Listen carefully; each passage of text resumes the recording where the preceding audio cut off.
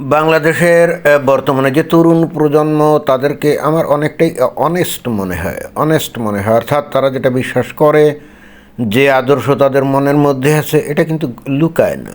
তারা কিন্তু পরিষ্কার বলে দেয় যে আমি এটাই বিশ্বাস করি। যেমন উদাহরণস্বরূপ, এতদিন ধরে আমরা কিন্তু জানতাম, আমরা যারা বাংলাদেশের মানুষ, আমরা কিন্তু জানতাম যে বাংলাদেশের মানুষ, এমনকি খোদ এই যে আওয়ামী লীগ, যার সভানেত্রী এবং প্রাক্তন প্রধানমন্ত্রী এই যে ভারতের আশ্রয় আছে, তাই না? ইন্টারেস্টিং ব্যাপার হলো, এই প্রধানমন্ত্রীর যে রাজনৈতিক দল, এই খোদ আওয়ামী লীগ, সে আওয়ামী লীগের লোকজনও কিন্তু প্রচণ্ড রকমভাবে ভারতকে ঘৃণা করত বা করে, কিন্তু মুখে মিষ্টি মিষ্টি কথা বলে যে না না না, ভারতের সাথে বন্ধুত্ব রাখতে হবে, এরকম কথা বলতো। কিন্তু বর্তমানে বাংলাদেশে যে প্রজন্ম, তারা কিন্তু যেটা মনের মধ্যে তাদের যেটা আছে সেটা কিন্তু প্রকাশে বলে দেয়, অর্থাৎ এই দিক দিয়ে তারা খুবই অনেস্ট। তারা কিন্তু মুনাফেক না, অ্যাটলিস্ট আমার কাছে সেটাই মনে হয়। কেন কথাটা বললাম সেটা বুঝতে গেলে এখানে এই যে একজন ছাত্রনেতা, তার বক্তব্য আমরা একটু শুনি। বাংলাদেশের কুলাউড়া পাহাড়ে যে পরিমাণ ইউরেনিয়াম আছে, সেটা যদি আমরা উত্তোলন করতে পারি, ভারতকে অসংখ্যবার ধ্বংস বিচ্ছিন্ন করে দেওয়া যাবে। একেবারে অতি সহজ সরল স্বীকারোক্তি, না?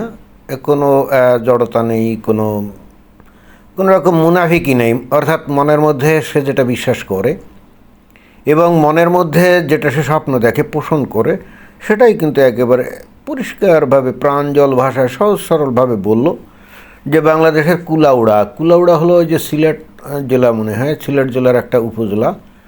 তো ওইখানে নাকি ইউরেনিয়াম পাওয়া গেছে, আসলেই পাওয়া গেছে কি না কে জানে, কিন্তু এত বললো পাওয়া গেছে। তো ওই ইউরেনিয়ামগুলো যদি কালেকশন করা হয়, তা দিয়ে এই ভারতকে নাকি কয়েকবার ধ্বংস করে দেওয়া যায়।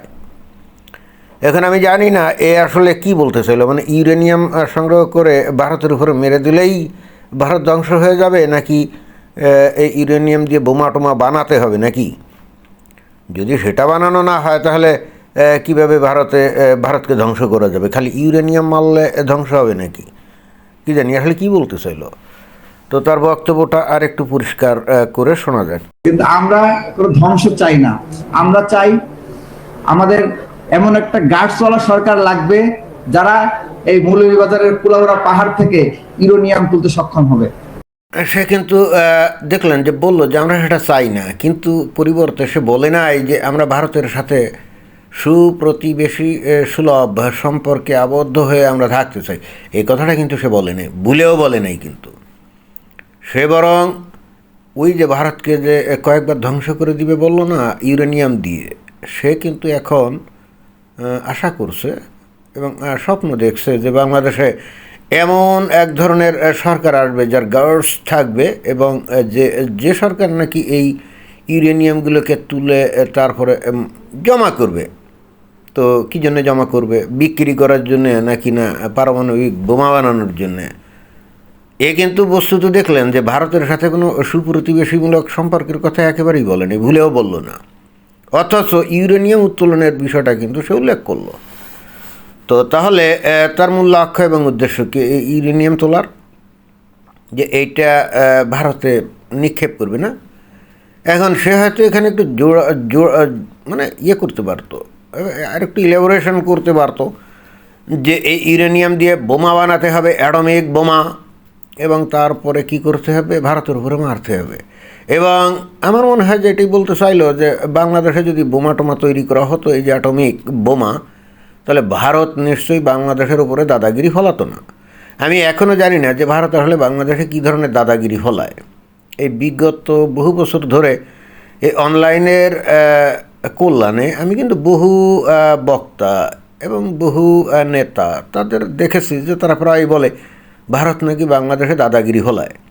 এখন কিভাবে দাদাগিরি ফলায় এটা তো আমি আজও বুঝতে পারি নাই। কারণ আমি তো দেখি যে এই অন্তর্বর্তীকালীন সরকারের সময়েও দেখা যাচ্ছে যে ভারত এবং বাংলাদেশের বাণিজ্য সম্পর্ক আরও বেড়ে গেছে।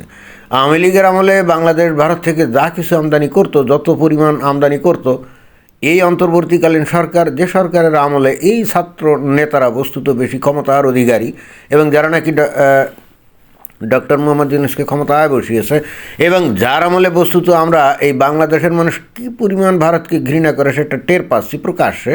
আগে কিন্তু এটা একটু গোপন ছিল, হালকা টাইপের, তাই না? হালকা টাইপের মানুষ বলতো, কিন্তু ভিতরে ভিতরে তারা কিন্তু ফুসতো, বলতে পারতো না। যাই হোক, এখন তারা কিন্তু এটা প্রকাশ করে, এবং এটা অবশ্যই যে ভারতের প্রভাব অথবা দাদাগিরি, এগুলো হলো জাস্ট অজুহাত মাত্র। বেসিক্যালি ভারতের সাথে ভারতকে ঘৃণা করার মূল কারণ হচ্ছে ভারতের ওই যে মানুষগুলা, যেহেতু তারা হিন্দু, ইসলাম অনুযায়ী তারা মুশরিক, এবং এই বর্তমানের এই পোলাপানগুলো দেখছেন, এই ছেলেটাও দেখেন যে গোফ নাই, কিন্তু সুন্দর চমৎকার দাঁড়িয়ে আছে, যেগুলো সে কিন্তু কামায় নাই কখনো। অর্থাৎ সে কিন্তু অত্যন্ত পরহেজগার একজন তৌহিদি জনতার অংশ, এবং সে অন্যান্য লেখাপড়া যদি নাও শেখে তাহলে সে কিন্তু ইসলামটাকে ভালো করে শিখছে, এবং সেই কারণেই বস্তুত সে ভারতকে ঘৃণা করে, অন্য কোনো কারণে না। এবং এরা লিটারালি এটাই কিন্তু স্বপ্ন দেখে যে ভারতকে একেবারে ধ্বংস করে দিবে। ওই যে ইসলাম ধর্মের বিধিবিধানে এগুলো তো আছে নাকি, ওই যে অসীম সরকার, ভারতের ওই যে কবিয়াল, বিজেপির একজন নেতা পশ্চিমবঙ্গে, সে কিন্তু বলে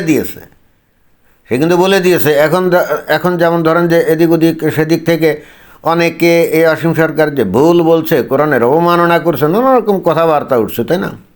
কিন্তু আসলে তো বিষয়টা তো আসলে সেটা না। আসলে এই ভিতরের এই গোপন বিষয়, যেটা নাকি অমুসলিমরা এতদিন জানতো না গণহারে, কিছু কিছু লোক হয়তো জানতো, এই যে গণহারে জানিয়ে দিল না, এতে করে ওই মুসলমানরা আসলে ভয় পেয়ে গেছে যে এদের ভিতরকার গোপন কথা এই যে এই অসীম সরকার কেন প্রকাশ করে দিল। অর্থাৎ ঘটনাটা হচ্ছে, কোরআনের মধ্যে লেখা আছে অথবা হাদিসে লেখা আছে, এতে কিন্তু মুমিন মুসলমানের কোনো সমস্যা নেই, তারা ওটা ঠিকই জানে, ভিতরে রাখে, কিন্তু এগুলো প্রকাশ করে না। ওরা কিন্তু কাজ দিয়ে সব দেখায়, তাই না? এবং এই কারণে দেখবেন যে এই অন্তর্বর্তীকালীন সরকারের আমলে বাংলাদেশে হিন্দুদের ওপরে দেখবেন যে একেবারে ওপেনলি, প্রকাশ্যে, কোনো কারণ ছাড়াই অনেক আক্রমণের ঘটনা ঘটে গেছে। যদিও আগেও শেখ হাসিনার আমলেও যে ঘটতো না তা না, কারণ শেখ হাসিনার আমলের লোকজন, অর্থাৎ শেখ হাসিনার লোকজন, আওয়ামী লীগের লোকজন, তারা কি আসলে মমিন মুসলমানের বাইরে ছিল নাকি? তারা কি ইসলামের বাইরে ছিল নাকি? না, তারাও কিন্তু জানতো বিষয় এই, এবং তারাও কিন্তু হিন্দুদের ওপরে যখনই সুযোগ পেত তখনই কিন্তু আক্রমণ করত। ওই যে 2021 সালে যে হিন্দুদের ওই যে পূজা মণ্ডপে ওই যে কোরআন রেখে গোটা বাংলাদেশে হিন্দুদের উপরে হামলা চালালো না, তার পিছনে কে ছিল? আওয়ামী লীগের লোক ছিল। ওইখানে যে এমপি ছিল বাহার, সেই কিন্তু ছিল। সুতরাং এখানে কিন্তু এদের কোনো সমস্যা না, এদের সমস্যা হলে একটাই, যে ভারতের হিন্দুরা এবং এই ভারতের প্রতি ইদানিংকালে তাদের আরও মারাত্মক অখুশির কারণ এবং ঘৃণা বৃদ্ধির কারণ হচ্ছে, যে কোনোভাবেই হোক ভারত আস্তে আস্তে এই যে উন্নতি করছে না, অর্থনৈতিকভাবে, সামরিকভাবে উন্নতি করছে, এবং এরা দেখতে পাচ্ছে যে গোটা পৃথিবীতে ভারতের যে কূটনৈতিক অবস্থান বা ভূ রাজনীতিতে ভারতের যে ভূমিকা, এটা তো বাংলাদেশ বা পাকিস্তান বা অন্য যে কোনো মুসলিম দেশের থেকে অনেক উপরে উঠে গেছে। তো এইটা কিন্তু তারা সহ্য করতে পারছে না, কারণ তারা বিশ্বাস করে মুসলমানরা হলো সর্বশ্রেষ্ঠ মানুষ, এবং তারাই বস্তুত এই সব কিছু করবে, তারাই যা বলবে অন্যরা তাই শুনবে। সেখানে ঘটনা ঘটে গেছে উল্টো, ভারতের মুশরিকরা অনেক কিছু করছে, যেখানে নাকি বাংলাদেশ বা পাকিস্তানের মতো দেশ তার ধারে বাড়েও যেতে পারছে না। এটাতে তারা আরও বেশি করে ভিতর ক্ষিপ্ত হচ্ছে। এই জন্যই বস্তুত তারা এখন স্বপ্ন দেখে যে ভারতকে যদি একেবারে ভেঙে চুরে খান করে দেওয়া হয় বা ধ্বংস করে ফেলা হয়, তাহলে অন্তত এই ভারতের এই মাতবাড়ি অথবা ভারতের এই মর্যাদা, এই যে তার উচ্চ স্থান, সব কিছু ধ্বংস হয়ে যাবে।